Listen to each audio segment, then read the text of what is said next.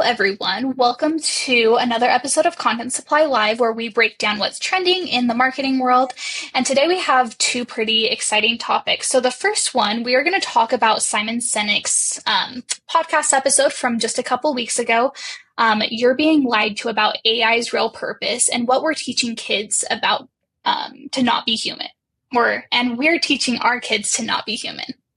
And then we'll also break down Taylor Swift buying her first six albums back, and we'll talk about like brand ownership and stuff like that. So let's kick off the discussion. Brendan, I know that you know a lot about this podcast episode, so go ahead and lead us off. I'll take a run through. So basically, this podcast episode is on Diary of a CEO, one of a favorite podcast of the agency here at Content Supply. I would say Dallin is a very big fan, has been kind of like slowly bringing us into the fold there.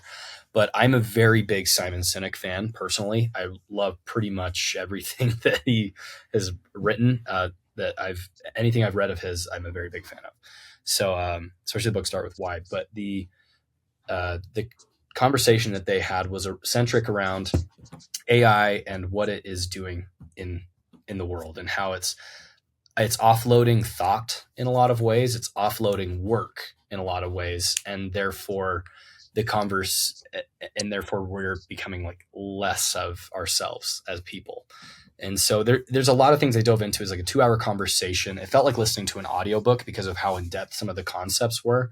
But I'll just kind of go over some of the interesting prompts and thoughts that they talked about. The first one was, and the Diary of a CEO, the gentleman who runs that, his question style is just impeccable. He is so good at asking the right types of really thoughtful questions. And he's British, so he comes off as like super friendly, warm, open, intelligent. So makes it very, very entertaining to listen to as well.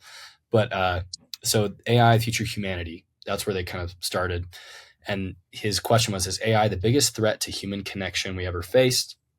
And then in that discussion, Simon Sinek broke down the concept, and I'll pose this to you guys as well. Human connection is one thing that AI can't replace. And when he was presenting, he gave an example of, if you fought with your wife or your spouse, and and this particular thing happened, and they're mad at you, and you say to ChatGPT, hey, this happened, this is what they said, what should I say? You bring that, you copy, you paste it, and you send it back to them, and your spouse or significant other says, hey, did you use ChatGPT to say that? And you said yes, then that would make it much, much worse, because you didn't actually take the time to learn and think. True quality relationships and the true importance of life itself is messy. It is the rocky conversations, the rocky process. If things go too smoothly, or if they come off too like polished, then it feels fake nowadays. We've talked about that a lot, right? The authenticity, the humanity behind things is becoming more and more valuable. And that's why people want those like really human connections, a personal perspective rather than just an official statement, a personal conversation rather than just a very polished, almost legal wording of everything. And so what AI is taken away is the process of going through those hard moments for a lot of people, but it will not replace fully those human conversations. These moments one-on-one, where you're doing a conversation with a coworker, if you're an HR person, you can't use ChatGPT to guide that. If you do, it will ruin it. Or you can do it in art. It does decent art, but it doesn't have the feeling of the types of art that can truly connect and move people in the same way. So just my thoughts on that. But what do you guys think with AI and human connection? It's so good at doing tasks, but what are your thoughts on the human connection piece based on that? Yeah, I agree with you, Brendan, when you say that AI has taken away so much of the struggling through the mental block. Like nowadays, whenever you come across a sentence that you need to restructure, or even just a problem that you need to find a quick answer to, it's become so much easier to find an instant solution. But I do think it has raised the bar for people who actually want to be creative and to produce their own thoughts. So I think in a lot of ways, it's kind of leveled the playing field. Especially on platforms like LinkedIn, I see so much like AI content and in a lot of like YouTube descriptions. Like I think it's really just kind of everywhere. So it makes it a little bit easier to stand out when you choose not to implement it as heavily. I think the challenge is because it's an option to do it the easy way, it's you really have to be like intrinsically motivated to do it the hard way. But the hard way has so much more payoff because everyone's doing it the easy way. So I think it's actually kind of made an interesting new playing field for a lot of marketers, especially marketers who are doing a lot of copywriting. Yeah, it's taken away the hard stuff, but I think that leaves you with the challenge of doing the hard stuff, and the reward is so much greater. Yeah, I was actually going to mention LinkedIn as well because I feel like you like scroll on LinkedIn and so many of the LinkedIn posts are just AI. Because people like take that easy way out, which is fine if it like I mean if you want to save a couple of minutes, but like using your own thoughts and everything will really help your brand stand out. And I'm sure that a lot of people aren't just like copying and pasting directly from chat gpt, they're probably fixing it a little bit, but you can still tell that like the AI is there.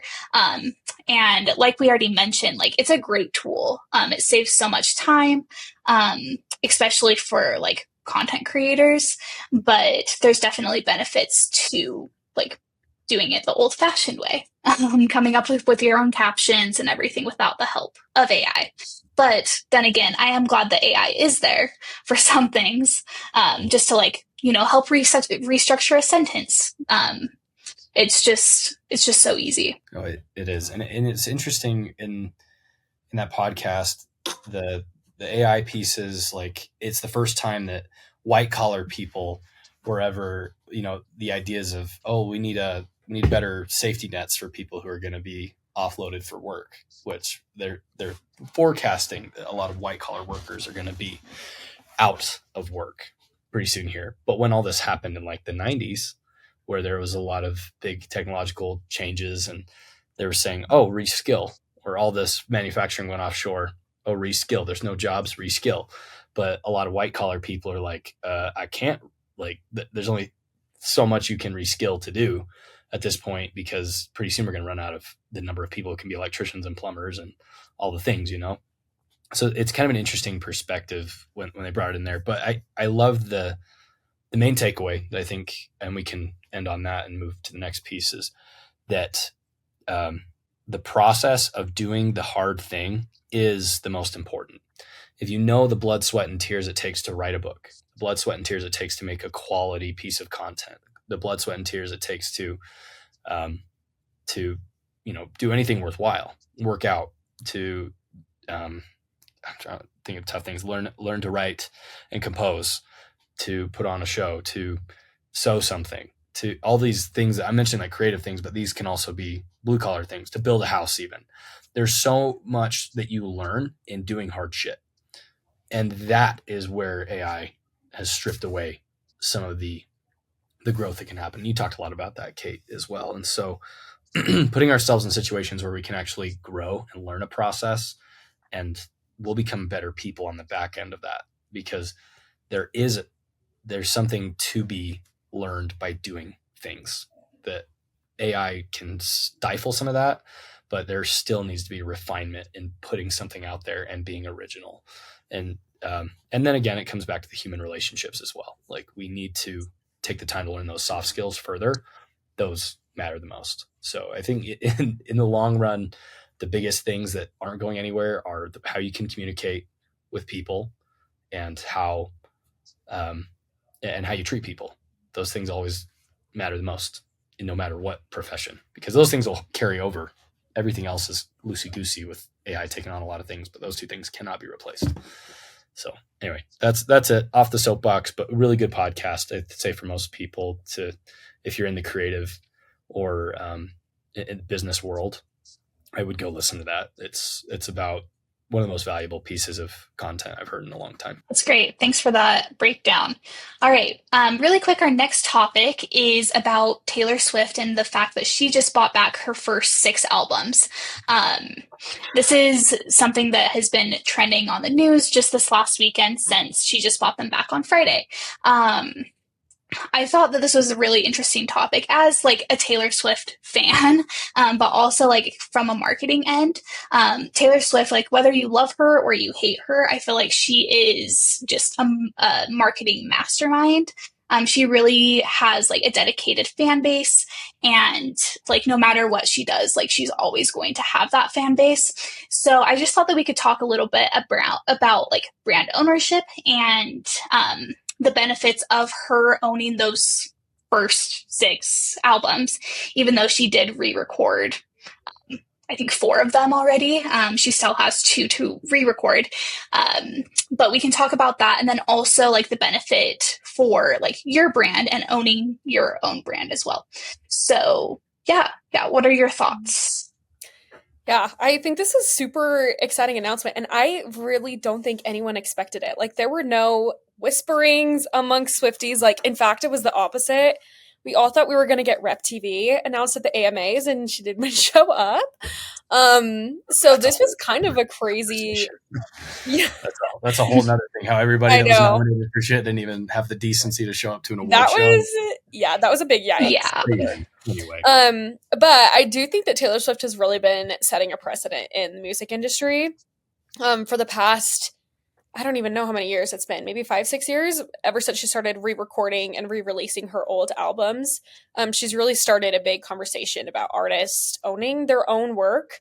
And I think that a lot of this particular move has kind of sparked a lot of conversations about artists' rights surrounding music and the potential way it could like influence record deals being structured in the future.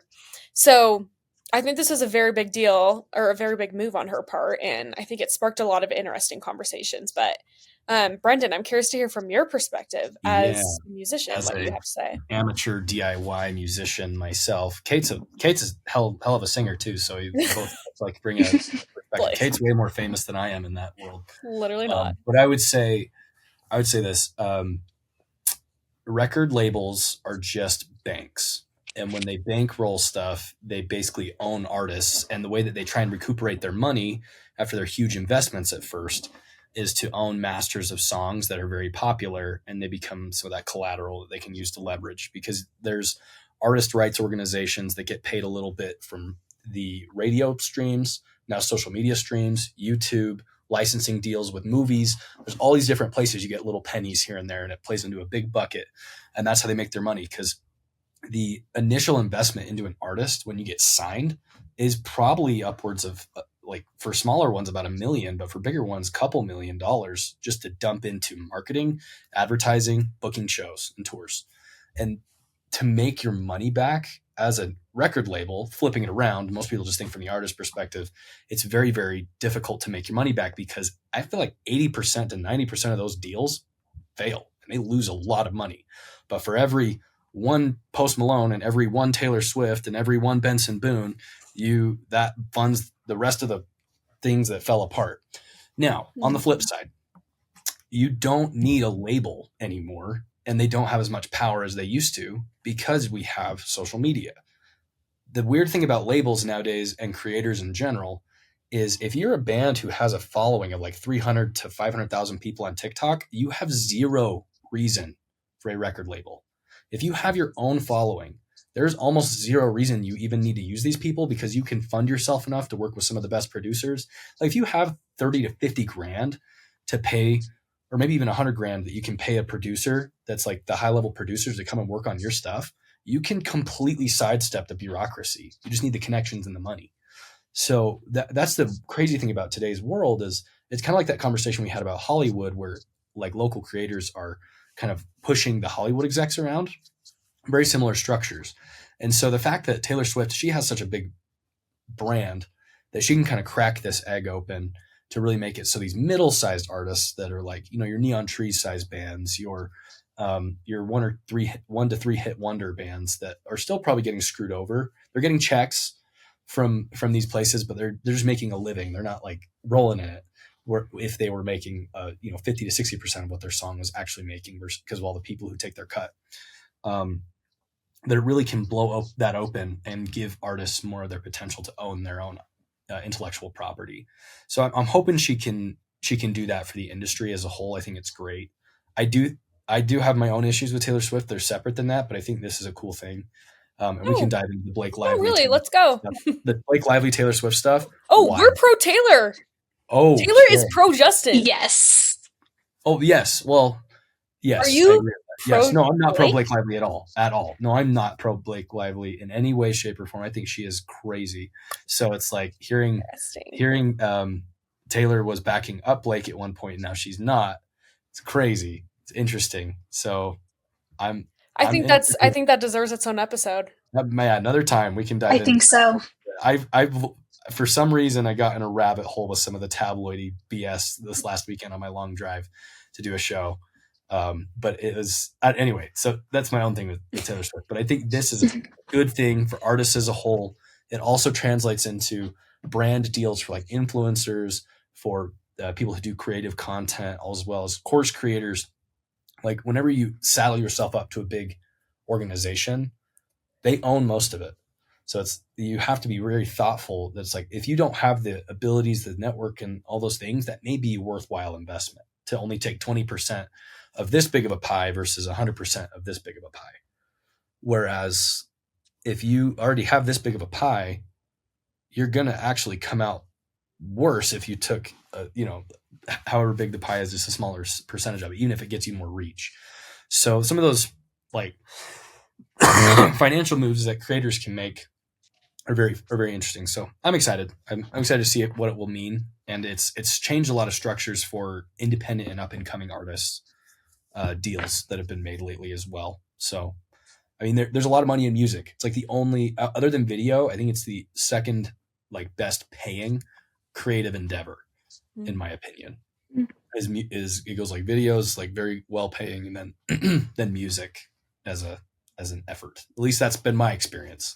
I get paid better to do videos than I do to do music, but there's a lot to be made there and lots of potential. All right. Well, that was today's episode of Content Supply Live. Let us know what your thoughts are on these topics in the comments. And then also let us know what you want us to talk about next time.